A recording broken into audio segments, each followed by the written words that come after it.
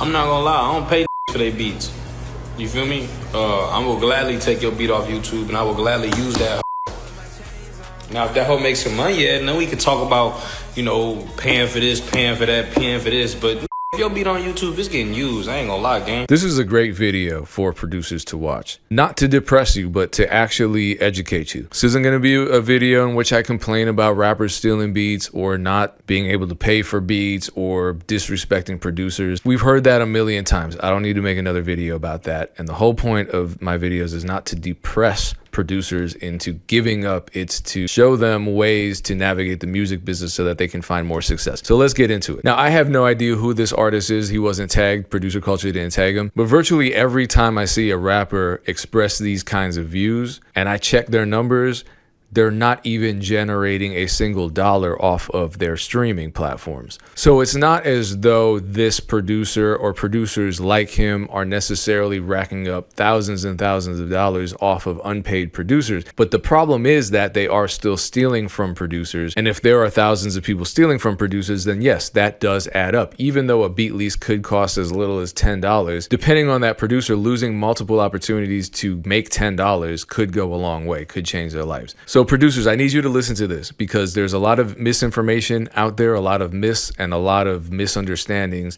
among us, among our own people here. One such thought, and this is throughout the music community, rappers included, especially rappers, but producers too. People think beats on YouTube are somehow exempt from copyright because they're on YouTube. They think they're just public domain. They're just there. Anyone can take anything off YouTube. That beat was just there. It was asking to be taken. And if we go back to the original post on Producer Culture, we did see a lot of producers express this view, which is, you know, this is why I don't put beats on YouTube because I don't want them getting stolen. And I think, all right, cool with me. It sucks to be them. The more artists hear my beats, then if fewer producers are uploading to YouTube. And some producers even think that if you put a beat on YouTube and someone uses it without paying for it, that's completely legal and there's no recourse. There's nothing a producer can do about it because they put it on YouTube. But apply that to a Drake song or a Disney movie. Those are on YouTube. Please, someone go and try to republish either of those things anywhere. See what happens. You can't do it.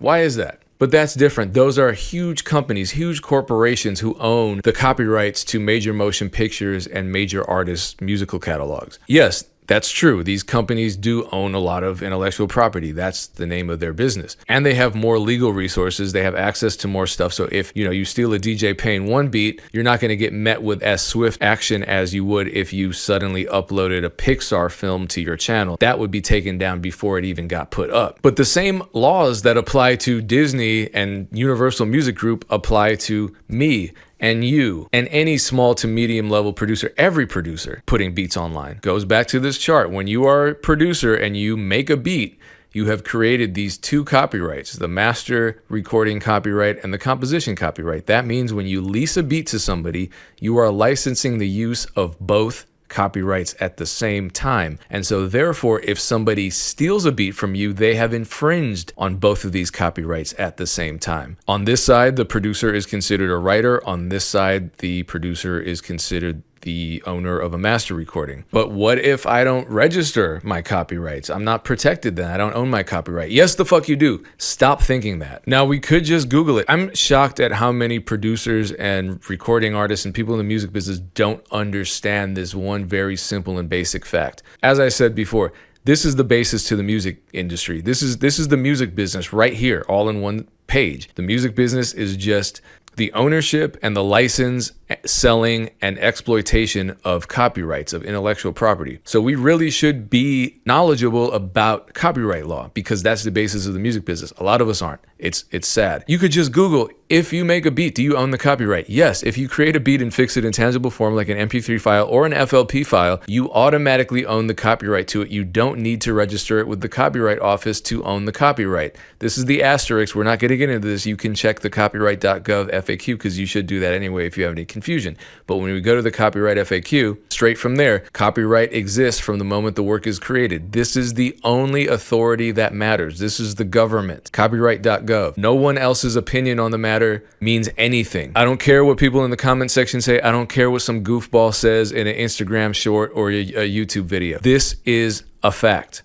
It cannot be changed based on some goofball's opinion. If somebody infringes on your copyright, this is also from copyright.gov. Well, this is a little serious. Could I be sued for using someone else's work? How about quotes or samples? If you use a copyrighted work without authorization, the owner may be entitled to bring an infringement action against you.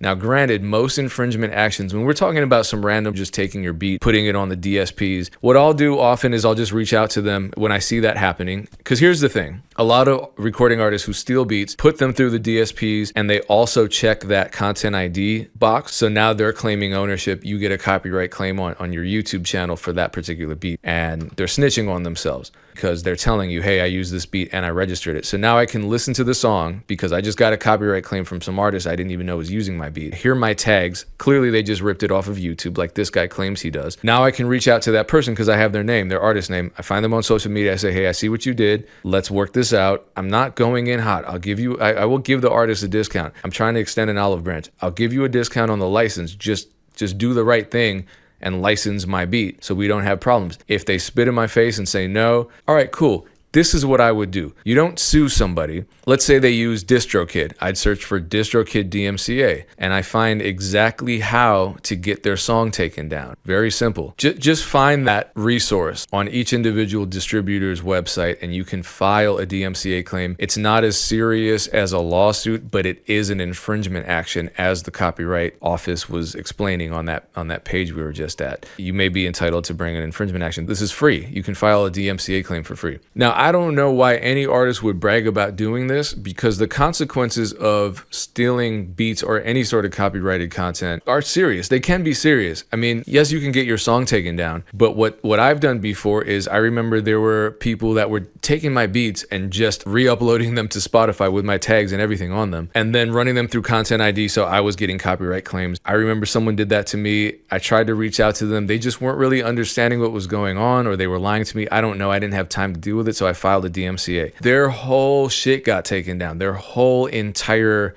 account was deleted because these distributors don't want to deal with an end user who commits copyright infringement. They just don't want to deal with it. It's easier for them to just completely get you out of their system. So they might do that. So that's a serious consequence. It's not just this cute catch me if you can type of deal. So if you're a rapper and you're watching this and you think, yeah, I want to be like that guy in the video, do it at your own risk, because all it's going to take is one producer to catch you doing that, and they'll take your whole catalog down. It'll be hard for you to get back on a distributor. That distributor might ban you. I don't know if Spotify can ban you. It's a path you don't want to go down. But I want to focus on this part, because this part's really telling. Now, if that hoe makes some money, yeah, then we could talk about, paying for this, paying for that, paying. There you go. So if the beat makes money, then we can talk. A lot of people think this way, and they think, all right, I'm just going to steal first and ask for forgiveness later. Here's the thing. Back to this chart. If you steal my beat, you have infringed on 2 copyrights. That is a problem. That is the law. There are consequences to doing so. And therefore, this happens all the time with sample clearance. We're going to talk about the L word, leverage. If you steal my beat,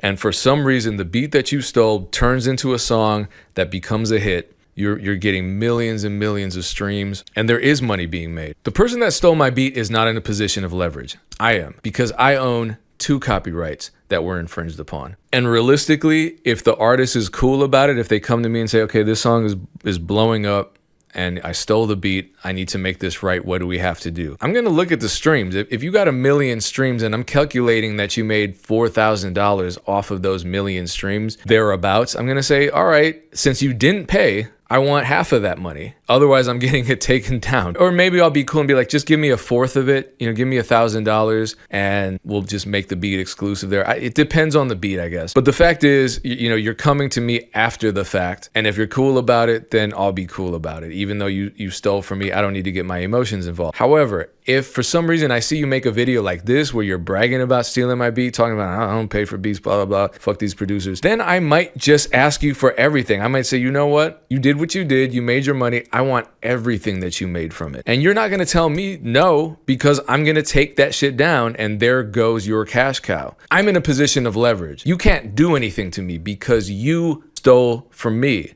and you're making money off of something that I own. You're not going to live in my house and then tell me, oh yeah, by the way, let's negotiate rent. It's my house. So don't even put yourself in that position. If a label tries to buy the song, like let's say the song really blows up. This has happened to me before where I've just sold a beat randomly and the song blows up. Even if you lease that beat, those are non-transferable. So the label's gonna have to come back to me to talk. If you didn't even lease the beat and the label is interested in that song, they're gonna have to come to me to make sure that they're not infringing on the copyright, because all of a sudden they're gonna invest a lot of their money into promoting the song and they wanna make sure that there's no funny business going on. So when they reach out to me, I'm in a position to make things really difficult for you. Think about that. I might be in a bad mood, or I might see a video that you made where you're bragging about stealing my beat and you're disrespectful about the producer community. I could just blow up that whole deal and say, you know what? I don't even want the money. The label's probably only going to be offering me $5,000, $10,000. I might say, you know what? I don't want that. Or I could say, you know what? I want 50,000. Or I'll take the 10,000, but I want the majority of the underlying composition share. I want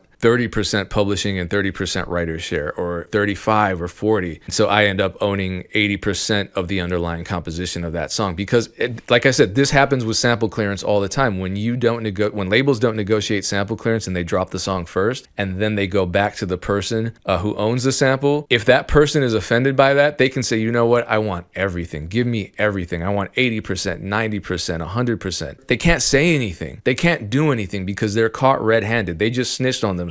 And so if they want that song to continue, they have no choice but to give the person that they stole from exactly what they want. So if I'm in that position, all the power is in my hands. I'm going to have a lawyer. I'm going to have a manager. I'm going to get what I want out of the situation. And all of that could have been avoided if the artist had just spent that $24.99 on the beat and been cool about it. So producers, learn about copyright law, because this is what governs the business that we're in. And if you understand this, then you're not going to look at this video and say, oh my God, I feel so threatened. I'm afraid I'm not going to put my beats out there because what could happen? Now you know what could happen, and you know what your rights are, and you know that this artist stealing beats like this, it's not sustainable. It's not something that everyone's going to do to you, because they're putting themselves in a terrible position, and they're actually putting you in a much better position than you would have been if they had just done the right thing to begin with. So don't be afraid. Don't get angry about this stuff. Just get smarter and move like you're actually in the music business. Everything will be fine.